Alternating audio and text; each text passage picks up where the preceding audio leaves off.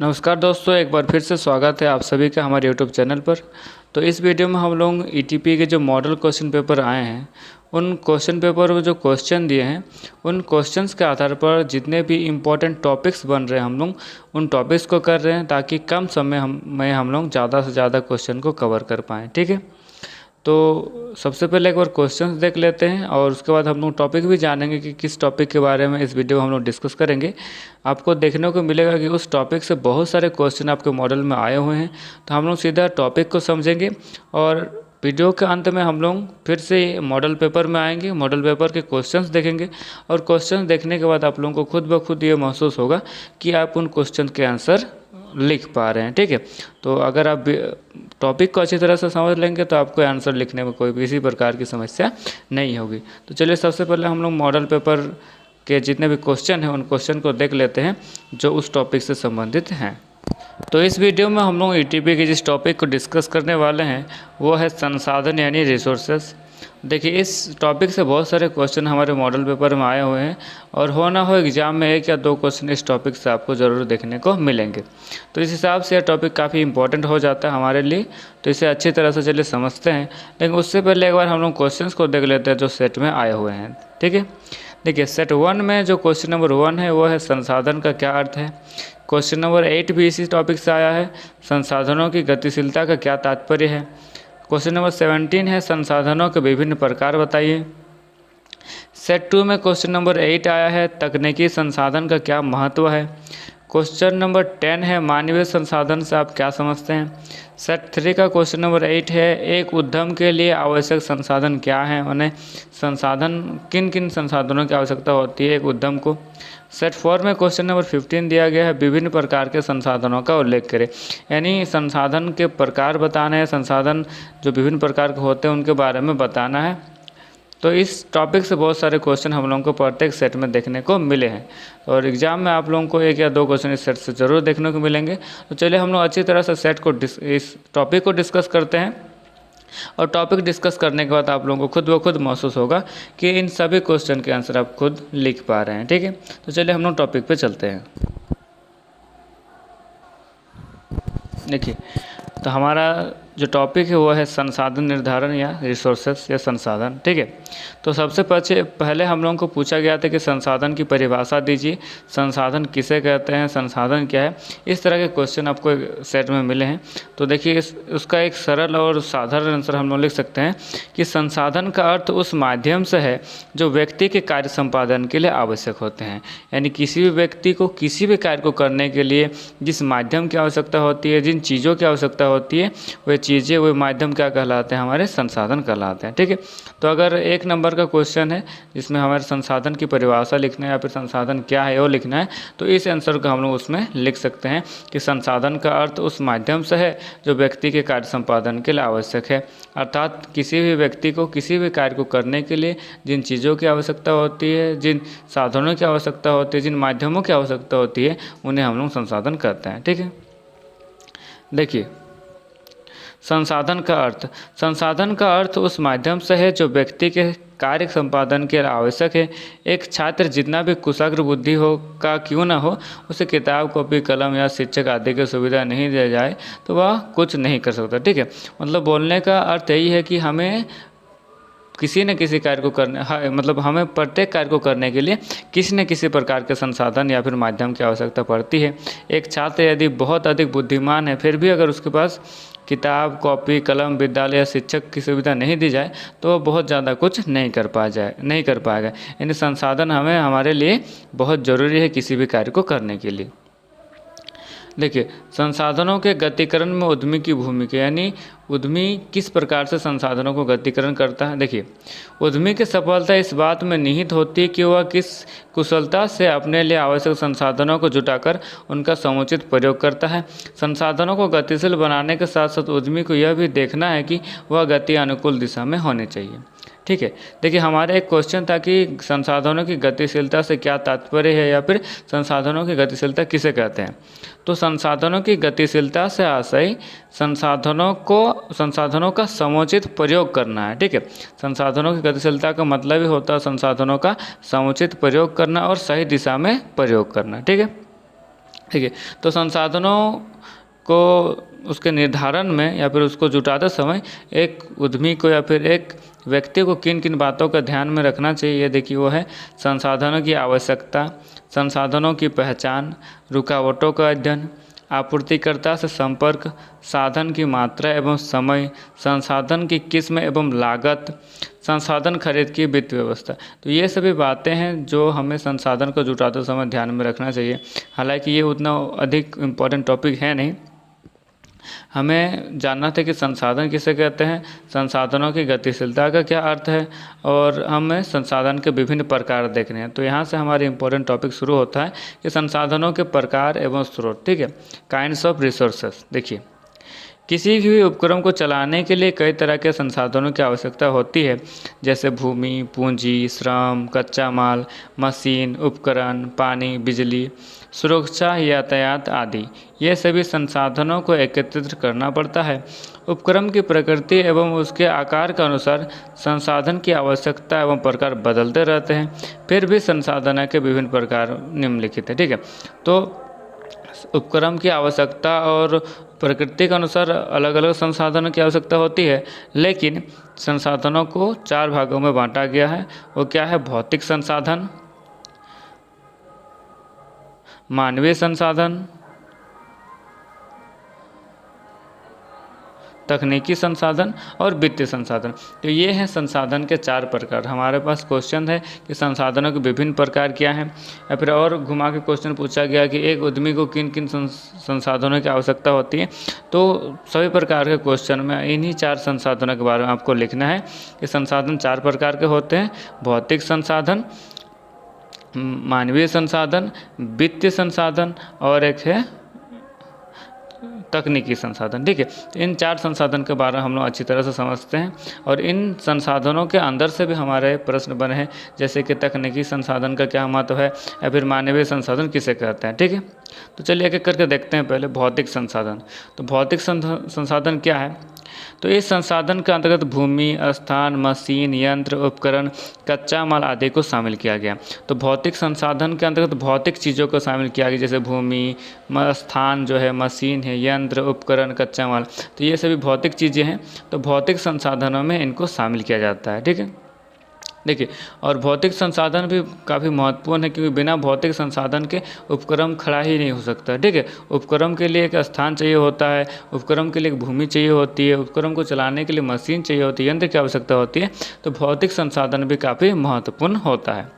अगला संसाधन देखते हैं। हमारा अगला संसाधन है तकनीकी संसाधन। और तकनीकी संसाधन से संबंधित एक प्रश्न हमें पूछा गया है कि तकनीकी संसाधन का क्या महत्व है। तो चलिए इसके महत्व को भी हम लोग देखते चलेंगे।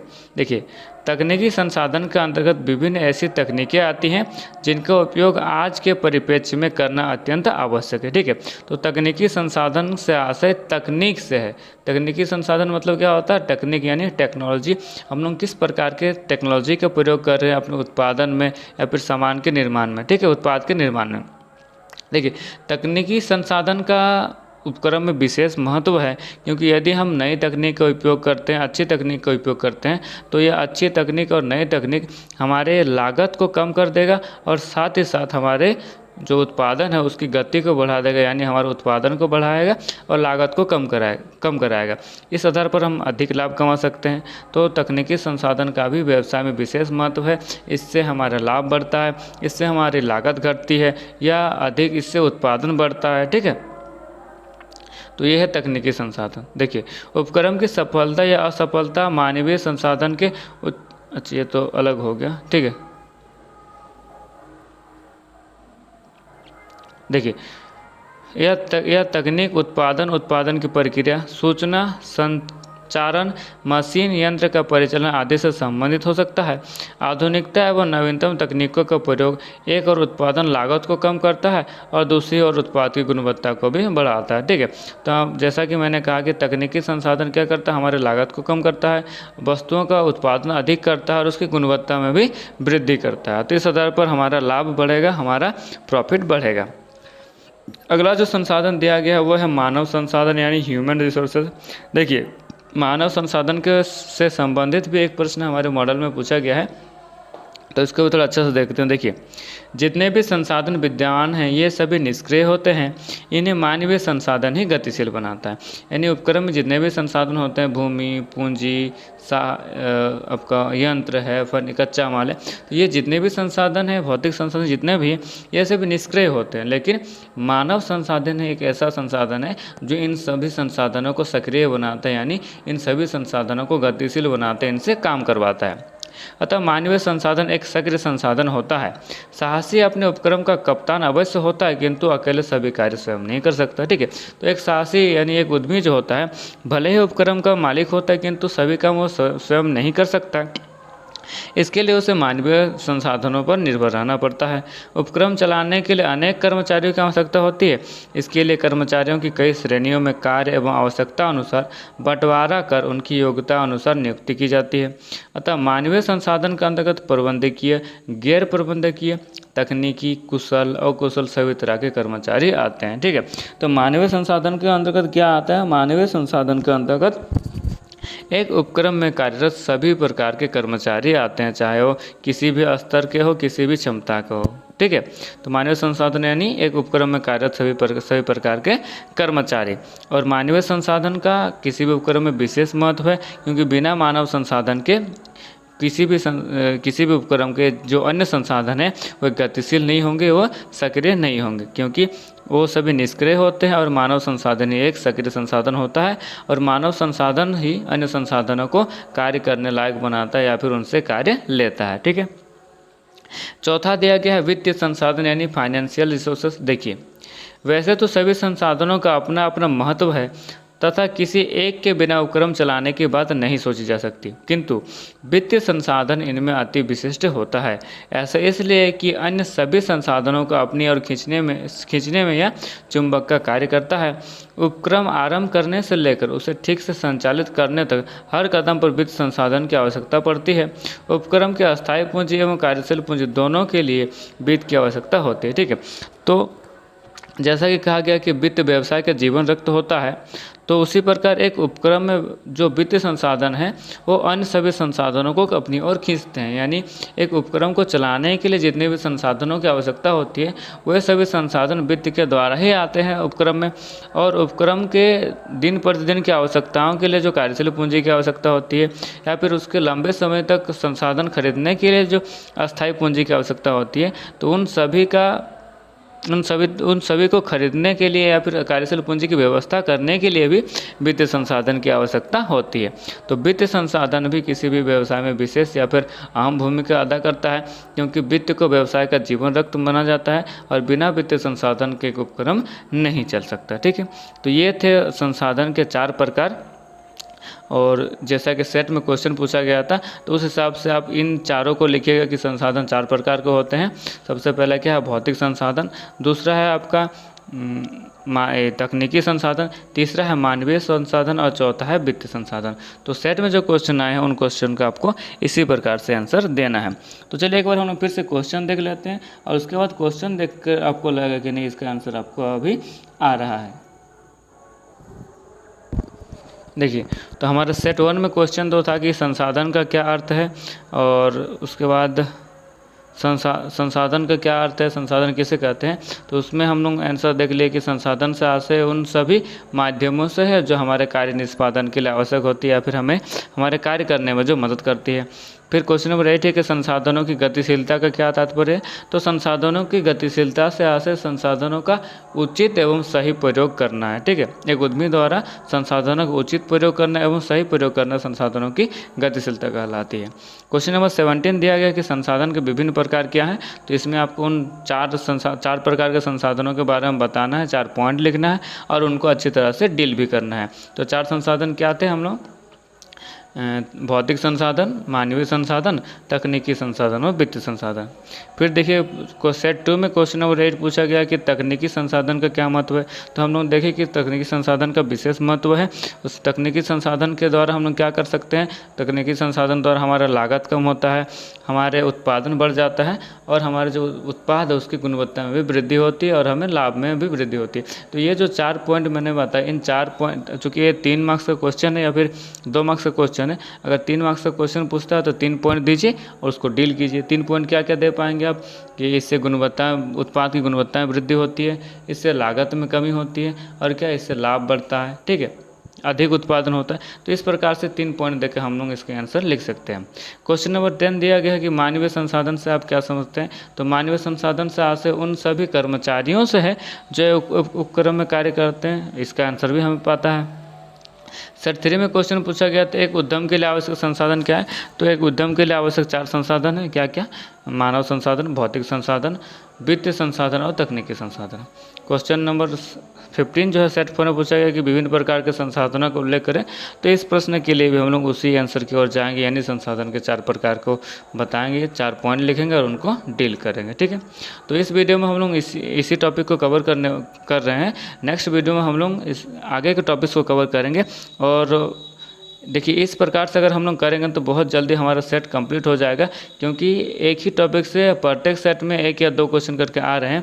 अगर हम लोग टॉपिक समझ लेंगे तो हमारा सेट ऑटोमेटिक कंप्लीट हो जाएगा और एग्ज़ाम में हमें किसी भी क्वेश्चन को हैंडल करने में आसानी होगी, ठीक है। हम अपने क्वेश्चन के अकॉर्डिंग, क्वेश्चन की डिमांड के अकॉर्डिंग हम अपने आंसर को फ्रेम कर पाएंगे।